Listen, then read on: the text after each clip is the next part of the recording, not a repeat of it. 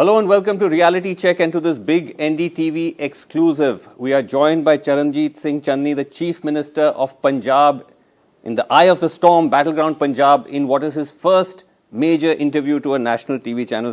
चन्नी साहब बहुत बहुत धन्यवाद आप हमारे साथ जुड़े. नमस्कार, थैंक यू वेरी मच. पहली बार एक ऐसा मौका मिल रहा है आपके साथ बात करने के लिए. I think it's now been about 60 days जब से आपका अनाउंसमेंट हुआ, जब से आप सीएम बने. तो सबसे पहले थोड़ा जानना चाहेंगे कि उस वक्त जब डिसीजन हुआ आपके सिलेक्शन का, किस तरीके से हुआ, कैसे मतलब वो आपके सामने रखा गया? एक्चुअली मैं तो कभी उम्मीदवार नहीं था इस चीज़ का. तो मैं जिस बैकग्राउंड से आया हूँ, मेरा कोई बाप दादा तो पॉलिटिक्स में नहीं था. लेकिन मैं स्कूल में भी इलेक्शन लड़ा, कॉलेज में भी 3 बार मैं म्यूनसिपल कमेटी के इलेक्शन लड़ा, 2 बार म्यूनसिपल प्रेसिडेंट बना. फिर अब इस सिस्टम में घुसना बड़ा मुश्किल है आम आदमी के लिए. तो मैं कई बार टिकट मांगा, नहीं मिला, तो अल्टीमेटली लोगों ने मुझे इंडिपेंडेंट खड़ा कर दिया जी.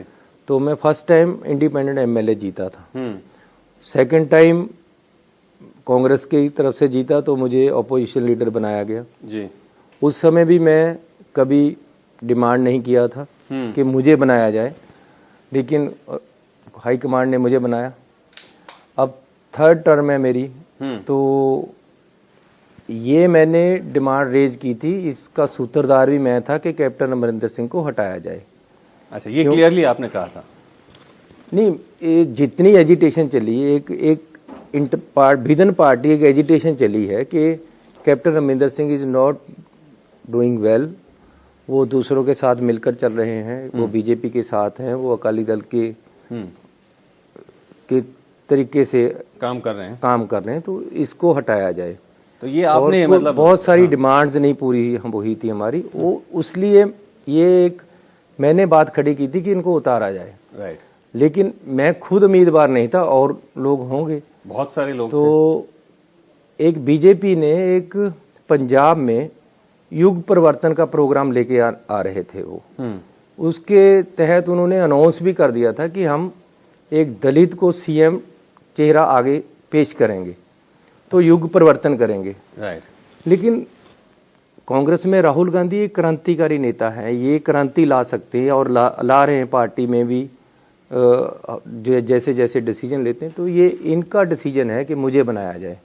और जो युग परिवर्तन बीजेपी करने वाली थी पहले ही कर दिया. तो ये राहुल गांधी का खुद का डिसीजन था? This is Rahul Gandhi decision, और सिर्फ राहुल गांधी का डिसीजन है. अच्छा. हाँ, ये है कि उन्होंने हमारे एमएलए से पूछा कि कौन बनना चाहिए. उसमें किसका नाम आया मुझे पता नहीं है, लेकिन मुझे चुना गया है. I am thankful to the party. तो जब आपको बताया गया उस दिन, बिकॉज कितने सारे उम्मीदवारों के नाम आ रहे थे, बाकी भी लीडर्स सब आई थिंक एक तरह से रेस में थे, तो उस वक्त जब अनाउंस हुआ, तो उससे पहले क्या खुद राहुल गांधी ने आपको इन्फॉर्म किया या किसी और लीडर ने आपको बताया? एक्चुअली क्योंकि मैं तो कोई दौड़ में नहीं था, इसलिए शांति से अपने घर में था, और कुछ एमएलए के साथ भी नहीं था. मेरे लड़के की शादी का एक हमारे यहाँ रिवाज है कि पहले एक चिट्ठी आती है, मतलब एक लेटर आता है जिसमें लिखा होता है कि हम अपनी लड़की की शादी आपके लड़के से करना चाहते हैं. वो एक शगन होता है, उसको शगन सभी इकट्ठे बैठकर खोलते हैं. तो वो चल रहा था हमारे घर में. अच्छा. तब मुझे कहा गया कि जी आप चंडीगढ़ आओ. अच्छा. तो तब तक भी मुझे पता नहीं था क्या काम है. मुझे ये पता था कि किसी का नाम चल रहा है और किसी का नाम चल रहा है. राइट. अल्टीमेटली मैं जब पहुंचा तो मुझे राहुल जी का टेलीफोन आया. कहाँ से? राहुल जी का टेलीफोन. अच्छा. उन्होंने मुझे कहा कि हम आपको सीएम बना रहे हैं. तो अनएक्सपेक्टेड था सारा कुछ. मैं सीरियसली मैं रोने लग गया उस समय. अच्छा. तो मैं काफी रोया. मैंने कहा यार क्या कर रहे हो आप. मैंने यही कहा, जी जो भी भूल गया. मैंने कहा क्या कर रहे हो यार आप, मैं इसके काबिल नहीं हूँ, किसी और को बनाओ. वो बोले नहीं, हमने बहुत सोच समझ के फैसला लिया है, हम आप ही को बनाना चाहते हैं, आप शांत हो जाओ. अच्छा. अभी भी आई थिंक ऐसे आप रिकलेक्ट कर रहे हैं. आई कैन सी आप योर द इमोशंस आज तो शायद कमिंग बैक, बट उस वक्त आप काफी इमोशनल हो गए थे. तो पर चन्नी साहब ये बताइए कि आपको बनाया गया, काफी डिसीजन का प्रेज भी किया गया कि सबसे पहली बार एक दलित चीफ मिनिस्टर पंजाब को मिल रहा है. लेकिन जो विपक्ष के लोग हैं वो कह रहे हैं कि लास्ट मिनट में किसी को लेके आना, उससे कांग्रेस कैसे जो इतना 5 साल से जो काम नहीं हो रहा था, जैसे आप खुद कह रहे थे अंडर अमरिंदर काम नहीं हुआ, उस डैमेज को कैसे ठीक किया जा सकता है लास्ट मिनट में?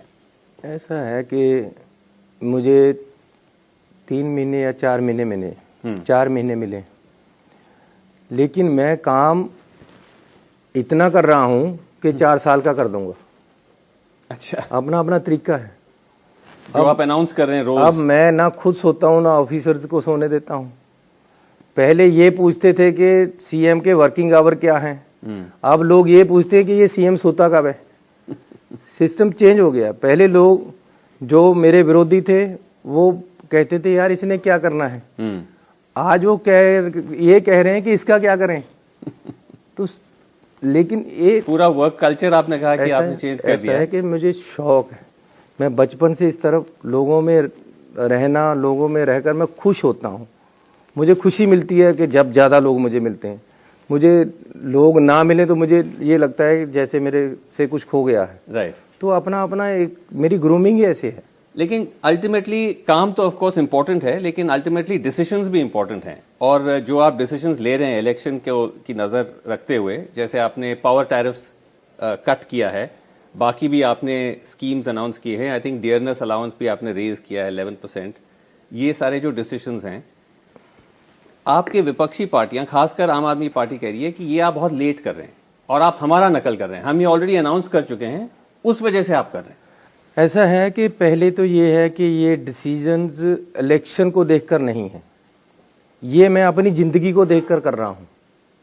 कि मेरे जब मैं गरीबी से उठा हूं, जिस परिवार में मैं पैदा हुआ हूं, वो परिवार क्या मुश्किलें सह रहा था, मैंने अपने शरीर पे कौन सी मुश्किलें हंडाई हैं, मुझे क्या क्या तकलीफें जिंदगी में आई जब मैं पैदा हुआ, जब मैं बड़ा हुआ, जब मैं स्कूल में गया, जब मैं कॉलेज में गया, और आज एक गरीब और मिडिल क्लास का लोग क्या मुश्किलें सह रहे हैं। ये तो आप कह रहे हैं ये इलेक्शन से जुड़े नो, ये इलेक्शन से जुड़े नहीं है। पावर का इशू तो बहुत बड़ा इलेक्शन और पॉलिटिकल पावर का इशू एक गरीब और मिडिल क्लास फैमिली से जुड़ा हुआ है, मेरे इलेक्शन से नहीं जुड़ा हुआ है। मैं उसको नहीं देख रहा हूँ। ओके, मैं देख रहा हूँ कि जो लोग इतने बड़े बड़े बिल दे नहीं पा रहे थे, वो कैसे जिएंगे।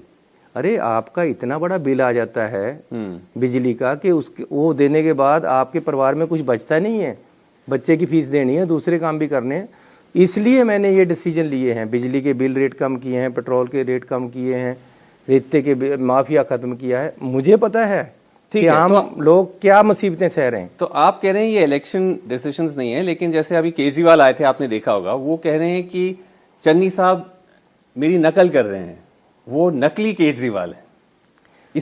पहले इसका क्या जवाब दें? देखो, वो पहले कुछ गलत बोल गए। पहले उन्होंने कहा कि जी ये नकली आम आदमी है। अब मैं तो ग्रास रूट से जहां से पैदा हुआ हूं, वो आम आदमी क्या उससे भी नीचे वाली स्थिति थी।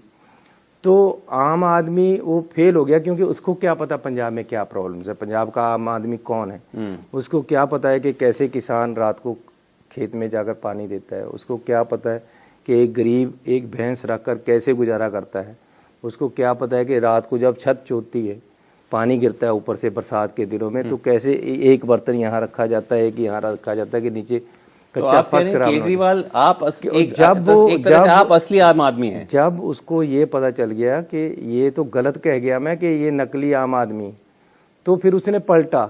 अब वो कह रहा है कि नकली केजरीवाल है, घूम रहा है। अरे भैया, मैं नकलिया थोड़ो हूं, तुम नकलिए हो। और मैं किसी को कोई दोष भी नहीं देना चाहता, वो बुखला गए हैं। उनको ये लग रहा है कि जो ड्रामा हमने करना था वो असलियत में हो गया है। अब वो एक फॉर्म भर के कह रहे थे हम गारंटी देते हैं कि बिजली माफ करेंगे, बिजली के रेट कम होंगे, पेट्रोल के रेट कम होंगे, वो सब कुछ हो गया है। अब उनको बचा ही कुछ नहीं ये कहने के अलावा कि ये नकली केजरीवाल है। तो आप कह रहे हैं कि अब उनके लिए बचा नहीं है, लेकिन जो ये कहा जाता है कि आप जब आए तो उम्मीद ये थी कि कांग्रेस के अंदर जो तूफान था वो तूफान अब खत्म हो जाएगा, कि कैप्टन निकल गए, सिद्धू भी अब उनका एक बड़ा डिमांड खत्म हो जाएगा। लेकिन हम देख रहे हैं कि वो तूफान तो खत्म नहीं हो रहा।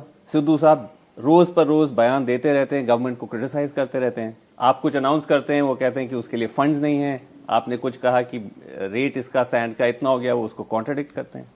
देखो, मुझे क्रिटिसिज्म हमेशा अच्छा लगता है, चाहे वो मेरी पार्टी से हो चाहे बाहर से हो। मेरी पार्टी का प्रेसिडेंट अगर कुछ कह रहा है तो मैं उस पर अमल करता हूँ। अगर वो कहता है कि जी ये यहाँ गलती हो गई, मैं उसको चेक कर लेता हूँ और उसको बता देता हूँ कि नो, ये गलती नहीं हुई, ये सही है। आज 5.5 रुपये रेता बिक रहा है, पहले 22 रुपये बिकता था। आप किसी दरिया पे चले जाओ, किसी खड्ड पे चले जाओ, वहां आपको 5.5 रुपये रेता मिलेगा। अगर नहीं मिलेगा तो मेरी जो सिद्धू कह रहे हैं कि ऐसा गलत है, वो अरे उसको किसी ने इन्फॉर्म कर दिया होगा ना, कोई बात नहीं, बता देंगे उनको कि नहीं बिक रहा है। आज अगर अब ये कह रहे हैं कि पैसे कहां से आएंगे, अरे मैंने तो कर दिए ना माफ उनके बिल। उनके बिल में लिखकर चला गया है कि तुम्हारा इतना बिजली का बिल सरकार ने पे कर दिया है, खत्म बात, खलास होगी वो बात। नहीं, अब पेट्रोल का रेट है जी, मैंने 10 रुपए कम किया है जी। बिजली के रेट सारे देश से कम हो गए हैं, 3 रुपए बिजली का रेट कम किया है, कर दिया ना काम। पेट्रोल जब आप लेने जाओगे पेट्रोल पंप पे जी, तो आपको 10 रुपए कम मिलेगा। आपने 30 लीटर लेना तो आपके 300 रुपए बचेंगे ना, गरीब आदमी के बच रहे हैं। नहीं, वो तो सही है चन्नी साहब, लेकिन जो आप कह रहे हैं कि अगर आपके पार्टी के प्रेसिडेंट भी कह रहे हैं, आप उनको समझा देते हैं, लेकिन कहीं ना कहीं आप ये मानेंगे इससे पार्टी को डैमेज तो होता है। जब पार्टी के खुद के लीडर ओपनली क्रिटिसाइज कर रहे हैं, ये कहाँ किस पार्टी में ऐसा होता है? मेरा प्रेसिडेंट कहे कि ये यहाँ गलती है, मैं उसको एक्सप्लेन करके बता दूं कि ये ठीक है, पब्लिक को भी बता दूं। इससे अच्छा है कि दूसरा मेरी कोई गलती निकाले, ऑपोजिशन वाला। अगर हम अपने आप में सेटल हो रहे हैं, बट वो तो पब्लिकली बोल रहे हैं। एक बात है कि अगर आपको वो प्राइवेटली बताएं तो क्या पब्लिक बोल दिए, वो उनकी मर्जी है। लेकिन मैं अपनी चाल से चलता हूँ, मैं वो करता हूँ जो गरीब और मिडिल क्लास के नौजवान को और उनके घरों में जरूरत है।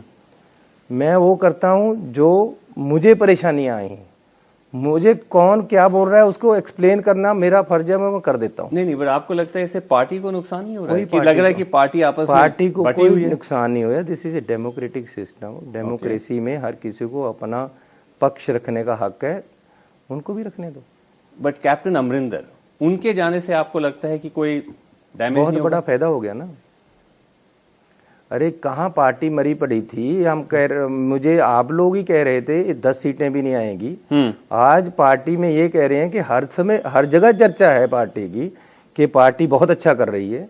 आज पार्टी का कितना ग्राफ ऊपर उठ गया है। आप कहते हो, मैंने नहीं कहा, आपके दूसरे लोग कहते हैं, जो भी पत्रकार मुझे मिलने आते हैं वो कहते हैं कितना ग्राफ उठ गया यार। कैप्टन अमरिंदर अपनी पार्टी फ्लोट करेंगे, शायद बीजेपी से अलाइ करेंगे, आप कह रहे हैं इससे कोई फर्क नहीं पड़ेगा? वो कह रहे हैं उनके साथ काफी एमएलए टच में हैं। फायदा होगा हमें, क्योंकि जो वोट वो लेंगे वो हमारे ऑपोजिशन के होंगे, वो डिवाइड करेंगे उसको। अच्छा, we are going to gain from this. You don't see any damage at all by captain Amarinder? अरे मुझे किसी से कोई डैमेज नहीं होता। मैं कहता हूं कि जी मैं लोगों के लिए करना है, तो मैंने कितने 10 इलेक्शन लड़ चुका हूं मैं, छोटे बड़े। आप जिस इलेक्शन को भी लड़ते हैं आपके लिए वही बड़ा है। जब मैं पंची का इलेक्शन लड़ता था, एक एमसी का लड़ता था, तो मुझे लिए वही बड़ा था। जब मैं प्रेसिडेंट बना, जब एमएलए बना, तो मेरे लिए वही इलेक्शन बड़ा था। अब ये है कि जो मैं इलेक्शन आगे आने वाला है उसकी मैं चिंता नहीं कर रहा हूं। लेकिन आप इस इलेक्शन के सीएम फेस हैं, मतलब the election is being fought under your leadership, और हम मान के चलें कि आप ही सीएम मैं कभी किसी गलतफहमी में नहीं रहता। मैं इलेक्शन का सीएम फेस नहीं हूं, पार्टी ने इलेक्शन लड़ना है। मैं अपना एज सीएम ड्यूटी निभा रहा हूं, जो मुझे मिली है मैं वो निभाने में अपनी निपुणता ला रहा हूं। मैं अपने आप को ये देखता हूं कि आप के बाहर 500 आदमी खड़ा है, आप अंदर क्यों हो? तो मैंने एज सीएम अपनी ड्यूटी करनी है। कोई आपको लगता है पब्लिक में कंफ्यूजन नहीं है कि कांग्रेस ने डिसाइड ही नहीं किया कि सीएम फेस कौन है? क्या सिद्धू हैं, क्या चन्नी साहब हैं? ये पार्टी देखे, मुझे अभी जो रोल दिया गया है मैं वही कर रहा हूँ। आखिरी सवाल आपसे पूछना था कि एक जो इम्पोर्टेंस है कि एक दलित लीडर को सीएम बनाया गया, जो अभी तक पंजाब के हिस्ट्री में नहीं हुआ है, इसका आप क्या मायने रखते हैं? कि एक तरफ से लोग कहते हैं कि एक सिंबॉलिक है, मतलब एक जस्ट टू शो कि हमने ऐसा किया है, या इसका कोई डीपर सिग्निफिकेंस भी है, देखो आप, क्योंकि आप 30% of the population of Punjab is इसको दलित। किसी भी नजरिए से देखो, लेकिन मैं इस नजरिए से नहीं देखता हूँ। मेरे जितने डिसीजन है वो सबके लिए हैं। मेरे लिए गरीब गरीब है, मेरे लिए नागरिक नागरिक है, वो चाहे किसी भी उससे हो, कास्ट से हो, किसी भी धर्म से हो। मेरी ड्यूटी जो हाँ है, अगर मैं सीएम हूँ तो मुझे सबको साथ लेकर चलना है, सबका विकास करना है, सबके लिए सोचना है। नहीं वो तो हाँ of course। ये ठीक है कि जो गरीब है मैं उसके लिए ज़्यादा सोचता हूँ, जो मिडिल क्लास है मैं उसके लिए ज़्यादा सोचता हूँ, जो एलीट क्लास है जिसमें कैप्टन अमरिंदर आ जाता है, जिसमें बादल आ जाते हैं, जिसमें मजीठी आ जाता है, इनके पास सोर्सेज बहुत है, अपने इनका अपना सोचने के लिए सिस्टम बहुत है। राइट। मुझे इनकी फिक्र नहीं है, मुझे उन लोगों की फिक्र है जिनका कोई नहीं है, उनका मैं हूँ। जिनके पास सिफारिश नहीं है उनकी मैं सिफारिश हूँ। Okay। जिनके पास नौकरी के लिए पैसा देने के लिए नहीं, उनका पैसा मैं हूँ। और आप पूरी तरह से डिसीजंस इंडिपेंडेंटली ले रहे हैं, मतलब ये नहीं कि आपके ऊपर दबाव है, 10 मिनिस्टर बाकी लीडर। ये फर्स्ट टाइम है पंजाब का सीएम जिसके पास कोई ओएसडी नहीं है। पहले वाले सीएम ने फौज रखी हुई थी ओएसडी की। मेरा कोई पॉलिटिकल एडवाइजर नहीं है, पूरी फौज थी इनकी, कैप्टन की भी, बादलों की भी, सबकी। पॉलिटिकल एडवाइजर ही इतने थे, कोई मीडिया एडवाइजर, कोई पॉलिटिकल एडवाइजर, कोई किस तरह का एडवाइजर, पता नहीं कितनी एडवाइस चाहते थे ये लोग। एक्सचेकर पे लोड पड़ता था, कितने एडवाइजर, कितने ओएसडी, कितने पीए। मेरा कोई पीए नहीं है, मैं खुद ही अपना पीए हूँ। मेरा पेन मेरे साथ होता है, मेरी कॉपी मेरे साथ होती है, मेरा मोबाइल मेरे साथ होता है, मेरा कंप्यूटर मेरे साथ होता है। मुझे किसी पीए की जरूरत नहीं है। अब मुझे कहते हैं यार तुम्हें सलाह कौन देता है यार। मैंने कहा मेरे पास सलाह 2 समय में लेता हूँ, वो भी अपने आप से। एक नहाते हुए मेरे पास टाइम होता है अपना 5-10 मिनट, उसी समय मैं अपनी प्लानिंग कर लेता हूँ। और दूसरा सोते हुए भी मैं अपने पास एक कॉपी रखता हूँ, सोते हुए कोई आइडिया आ गया उसको लिख लेता हूँ, सुबह इंप्लीमेंट कर देता हूँ। मेरा सिंपल सा फंडा है। ओके, तो very interesting style of governance Channi साहब, but thank you very much indeed, आपने हमारे साथ बात किया and we wish you all the very best for the election. Thank you very much, बहुत धन्यवाद आपका।